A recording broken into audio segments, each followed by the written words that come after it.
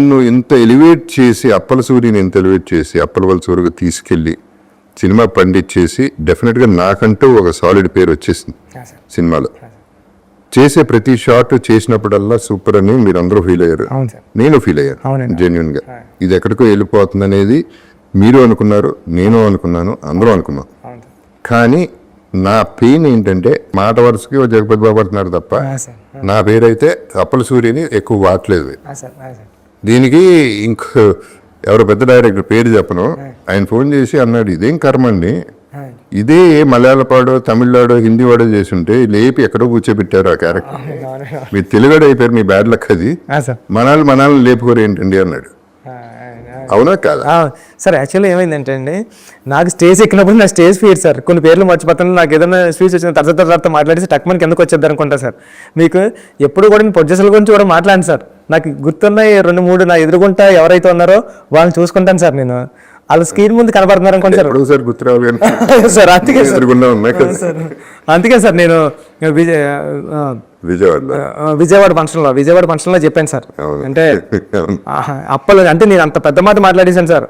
అంటే Appala Suri emotion scene వచ్చినప్పుడు మీరు ఆడపోతే నా పేరు బుచ్చిబాబు సానా కదండి, అలాంటి మాట నా నోటంటూ కూడా రాదు సార్.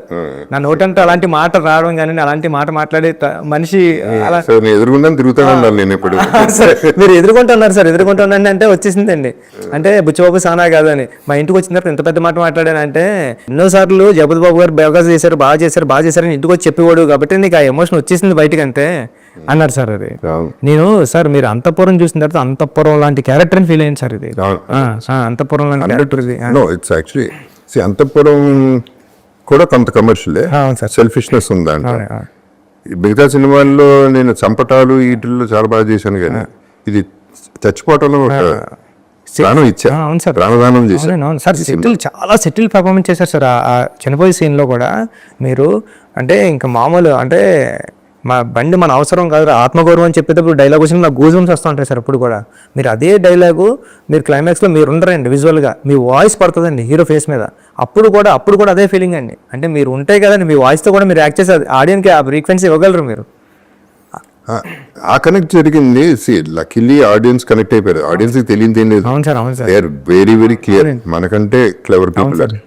కాకపోతే ఈ సినిమా ఏంటంటే ఇప్పుడు 3 సంవత్సరాలు 4 సంవత్సరాలు పడతాం వచ్చి మన వల్నరబిలిటీ ఆఫ్ సినిమా ఏంటంటే 300 కోట్లు 400 కోట్లు సినిమా చేస్తాం. 3 సంవత్సరాలు కష్టం పక్కన పెట్టి హోప్, ఆశ. అంటే ఎక్కడో ఏదో ఇది ఎక్కడో చూసేస్తామని ఆ 300 రూపాయల టికెట్ కొనుక్కునేవాడు ట్రోల్ చేస్తే వాడు 10x 20x సంపాదించుకోగలరు దానిపైన. అటువంటి ఇండస్ట్రీలో ఉన్నాం మనం. సో మనం ఎప్పుడు వల్నరబుల్. అతనే కింగ్. ఇక 300 రూపీస్ కింగ్, 300 crores కాదు. అవును సార్, అవును. సో ఇట్లాంటి ఇండస్ట్రీలో ఉన్నప్పుడు we have to go through all this which we went through with Peddi initial గా. ఇప్పుడు సరే, ఇప్పుడు టేక్ ఆఫ్ అయింది, దట్ ఈస్ ఓకే. సో అది ఇప్పుడు అది కాకుండా వచ్చి అంటే నేను ఫీల్ అయింది కథగా మాడతాను. జగపతి బాబా కాదా అనేది నేను వందల సినిమాలు చేస్తున్నాను. బట్ నాకు అవకాశం అనేది ఎప్పుడో ఒకసారి వస్తుంది. అది ఎప్పుడు చెప్పాను, దీని ముందు కూడా చెప్పాను. నేను ఎందుకు చెప్తున్నాను, maybe one of my finest performances in my career. Chance వచ్చింది, నాకు ఒక క్యారెక్టర్ వచ్చింది, అటువంటి క్యారెక్టర్ అనేది నేను ఫీల్ అయ్యాను. బట్ కథకు వస్తే ఐ ఫెల్ట్ పెద్దికి అప్పల సూరికి ఇంకొంచెం బాండింగ్ ఉండాలి. ఇంకా బాండింగ్ ఉంటే ఒక రామ్ చరణ్ లాంటి అంత పెద్ద స్టార్ని, నేను 35 ఏళ్ళుగా ఉన్న ఇండస్ట్రీలో నేను ఒక మనిషిని, ఓల్డర్ పర్సన్ని ఉరే అరే అనుకుంటా ఉండి ముచ్చట్లాడుతూ ఉంటే ముద్దుగా ఉన్నాను. నాకు స్క్రీన్ మీద రామ్ చరణ్ని ఇసుక్కుంటా ఉంటే తోసేస్తా ఉంటే నాకు ముద్దుగా ఉండేది, ఫీలింగ్ భలే ముచ్చటగా ఉండేది. సరే ఇప్పుడు నెక్స్ట్ నువ్వు హీరో అంటే ఏంటి దాని సంగతి ఏంటి, కట్అవుట్లు ఏంటి, ఈ జనాలు నువ్వు హీరో అంటే హీరో అంటే కెమెరా ముందు జస్ట్ మీకు పక్కన యాక్ట్ చేయమంటే కూడా చేయలేను సార్ నేను. కాదు నువ్వు హీరో, సరే హీరో అయితే నువ్వేం కట్ చేస్తావు ఈసారి? సార్ ఈసారి ఏమీ లేదు సార్, ఈసారి అంతా ఫుల్ యాక్షన్ అండ్ మాస్.